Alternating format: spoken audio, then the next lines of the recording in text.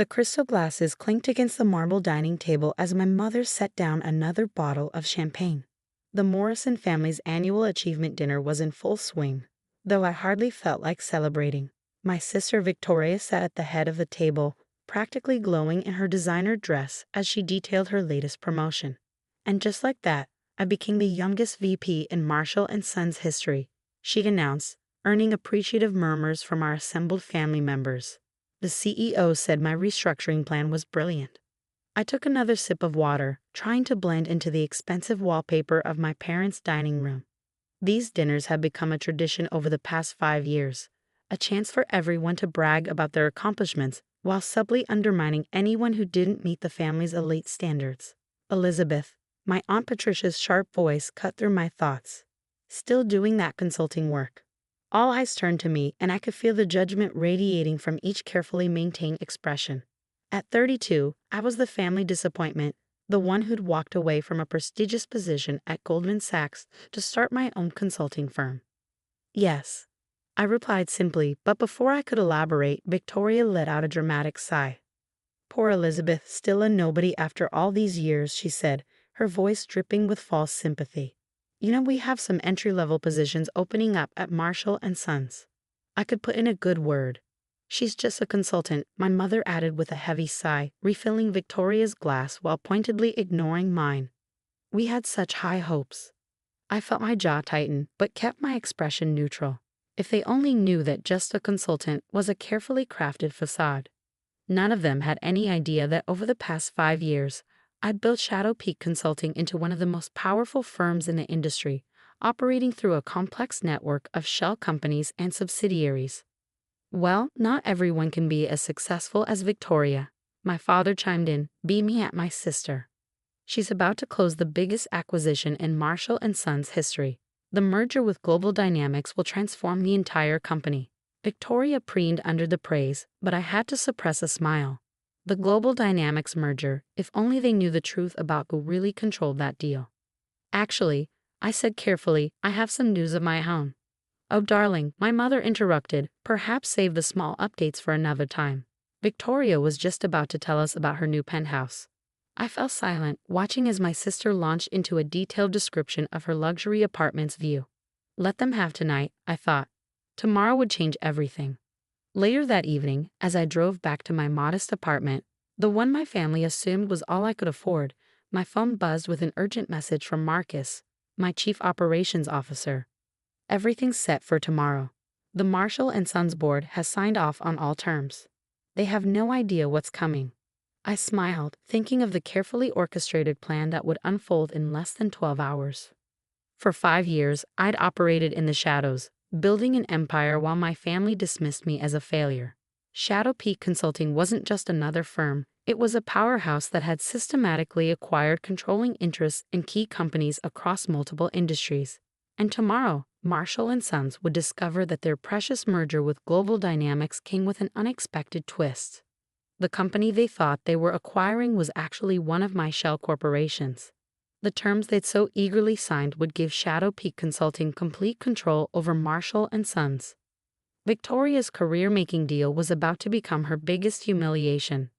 I parked my car and took the elevator to my apartment, not the real one in the penthouse of the city's most exclusive building, but the modest space I maintained for family visits.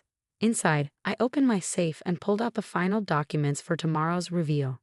The morning would bring the kind of dramatic revelation my family seemed to love so much. Only this time, the shock would be on them. My phone buzzed again. Another message from Marcus. Your name is already being added to the building. By sunrise, everyone will know who really runs Marshall & Sons. I poured myself a glass of wine, not the cheap variety my family assumed I drank, but a vintage worth more than Victoria's monthly salary. Tomorrow would mark the end of Elizabeth the nobody, the family disappointment, the just a consultant. Tomorrow they'd learn exactly who I'd become, while they were too busy looking down their noses to notice my rise. The next morning, I stood in my real office, the entire top floor of the Shadow Peak building downtown. Floor-to-ceiling windows offered a commanding view of the city skyline, including the Marshall & Sons headquarters where my name was being installed in gleaming letters. Miss Hamilton, my assistant Sarah appeared at my door. They're waiting in the main conference room. Your sister is quite vocal about the delay.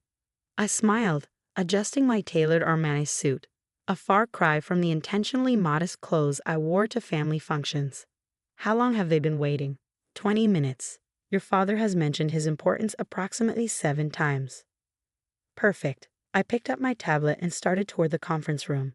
And the name change on the building. Just completed. It's visible from the conference room windows.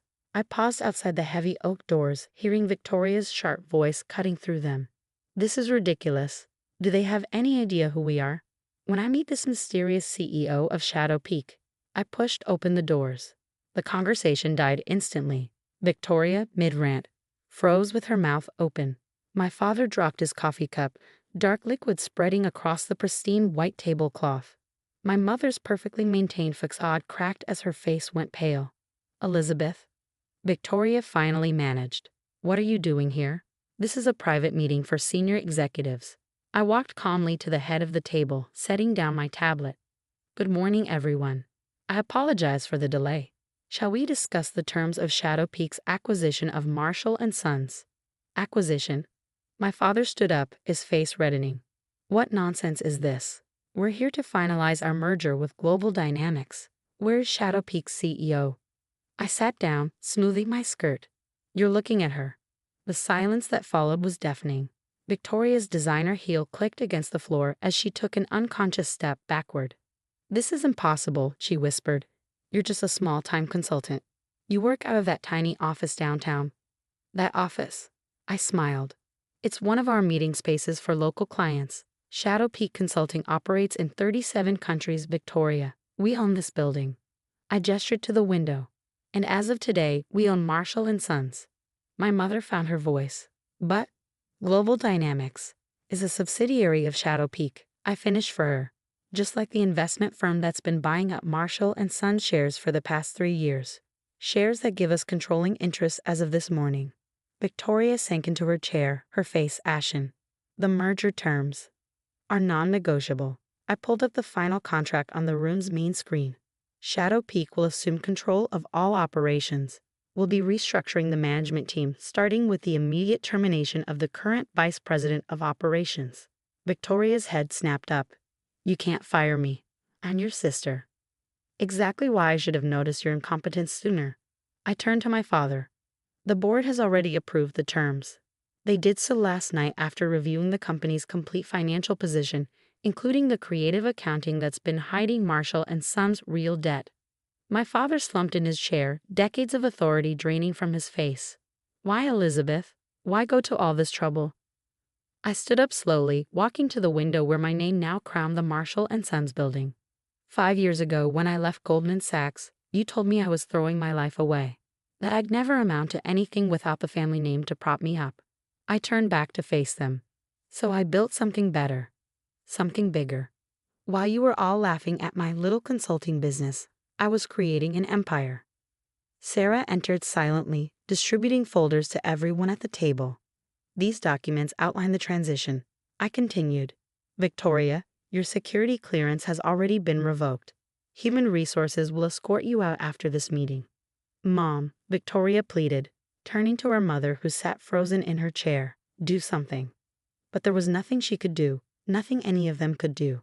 Last night at dinner, I said, my voice cutting through Victoria's rising panic, you called me a nobody. You've spent years mocking my career choices, belittling my achievements, assuming my silence meant weakness.